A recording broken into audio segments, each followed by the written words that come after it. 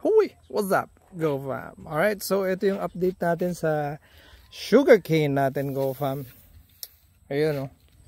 So, makakapal, Go fam. Ayan, oh. Ito ay nag-vlog lang tayo dito. So, ito ay siguro mga 6 na siguro yung napagdaanan nitong bagyo, Go fam. So, maganda rin pala talaga siya. May mga natumba din pero bumabangon ulit. Pinipilit bumangon kasi ang daming corrupt. Hindi, joke lang.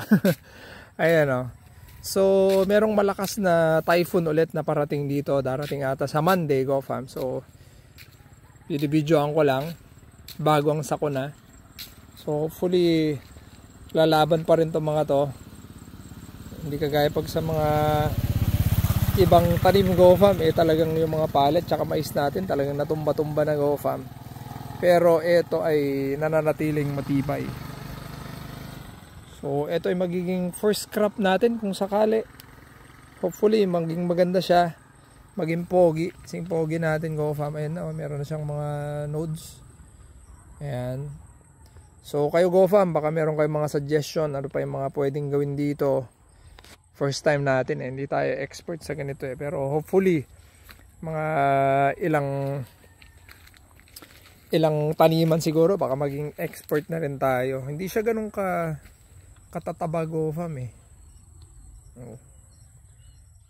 Hindi ko alam kung yan yung normal na size niyan o hindi. Ayan. Tsaka medyo madamo na. Ayun, oh. Hindi na mapasok ng traktora, Go fam eh. So, same lang din. So punta tayo dito sa kabila, Go fam.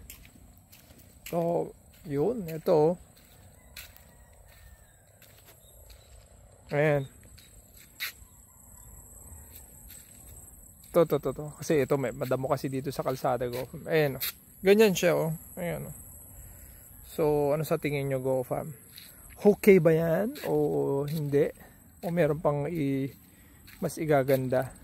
Ito, meron tayong division dito. Medyo malaki to. Kasi meron tayong experiment dito sa kanan at saka dito sa kaliwa. Okay, so yun nga. Sabi ko meron experiment dito sa kanan at sa kaliwa. Kaya medyo malaki yung daanan. Pero maganda rin sana pag ganyan. Kaya lang, problema nito, liliit yung planting population natin, Go fam. So, after ma-harvest, meron din kasi itong mga parang hindi tumubo. So, maglalagay tayo. Parang yung mga ganyan, no? Yan. So after na siguro ng harvest yon, papatamnan natin to ulit, Go fam. Yan. So wala naman tayong mga, alam niyo yung mga parang bagging, mga broadleaves.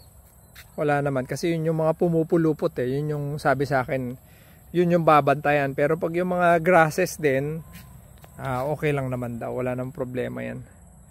So, marami-rami pang kembot to, Go fam, kasi ang sabi sa akin, mga, ewan ko, 12 nodes sa ata dapat eh, para pwede na. So, ano pa to, malayo-layo pa yung lalakbayin nito. Pero, maganda na. At least nakikita na natin yung pinaghirapan natin, Go fam. Ayun, oh. Kapal din actually. Pero hindi ko alam kung yan yung normal. So, pa-comment na lang sa ibaba, Go fam.